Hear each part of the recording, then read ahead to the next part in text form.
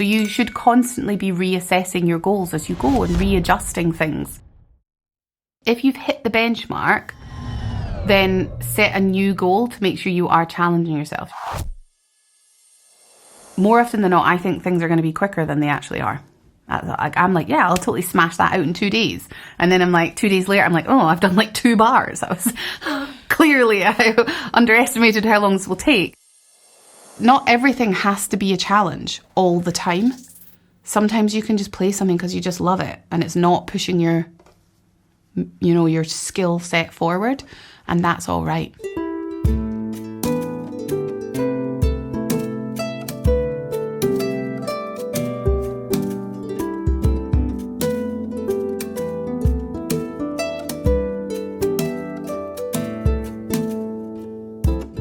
I've been trying to slow down and not overload myself to ensure that I build good foundational skills and can practice effectively, because in the past I've been prone to moving through material too quickly and never fully learning it.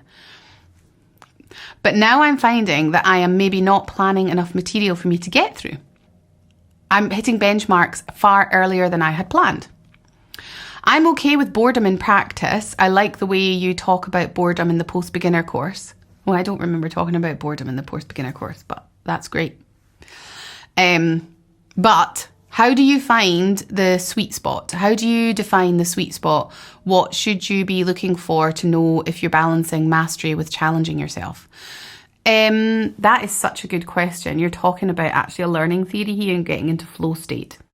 The first thing is, if you hit your benchmarks, there's nothing wrong with you setting new goals before you finished your quarter. So that's the first thing I would say. Like, if you've hit the benchmark, then set a new goal to make sure you are challenging yourself. You're like, oh, I thought this would take me 3 weeks, but it's actually only taking me 1 week. I'm going to create a new challenge for myself, or I'm going to bring forward the full arrangement of the piece, or, anything like this. So you should constantly be reassessing your goals as you go and readjusting things. And to be honest with you, the same is true for, more often than not, I think things are going to be quicker than they actually are. I'm like, yeah, I'll totally smash that out in 2 days. And then I'm like, 2 days later, I'm like, oh, I've done like 2 bars. I was clearly, I underestimated how long this will take. But I don't beat myself up about it and say, that should have only taken you 2 days and what's wrong with you. I just reassess, and try and learn better next time about setting appropriate goals for myself in appropriate timescales.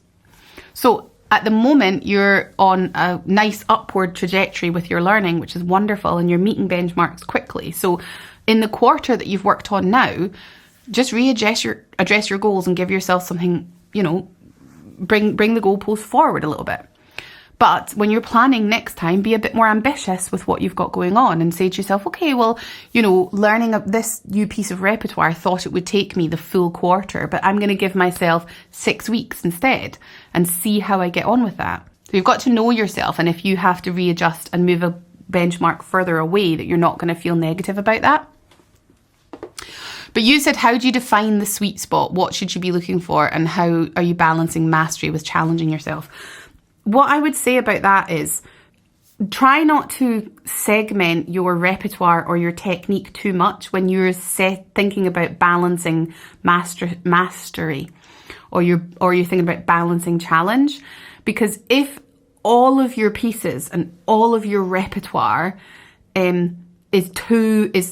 giving you a big challenge, you are probably going to slow down in your speed of learning, and you're probably going to become not apathetic, but you're going to become, it's not a nice place to be if everything just feels like an uphill battle. If everything is a challenge, then that can be a really difficult place to work on. But what I would do is I would choose a piece, for example, that maybe you think that's maybe a little bit beyond that's a big challenge for me. Choose a piece that you think that's a big challenge.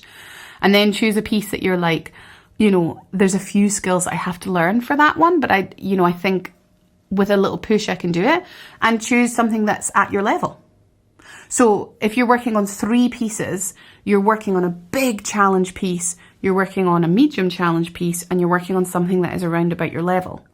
And in reality, these will probably like move through the month and be like, gosh, I thought that was a big challenge, but it's actually a lot easier than I thought it was going to be. And this one that you put in the middle, you're like, oh, that section that I'm doing right now is really challenging. I need to work on that more. And then match your technique to those pieces. So you're balancing your work as a whole as opposed to trying to balance like each piece. Hopefully that makes a bit of sense. Yeah, I think that that's pretty much it, is thinking about your sessions as an umbrella, and offering yourself both challenges and just fun and also easiness as well. Like sometimes I like to sit down and play like a grade 1 piece and just be like, hey, I love that. Sometimes there's actually something challenging in it that I didn't even think about. I'm like, oh, I actually need to work on that little skill. So not everything has to be a challenge all the time.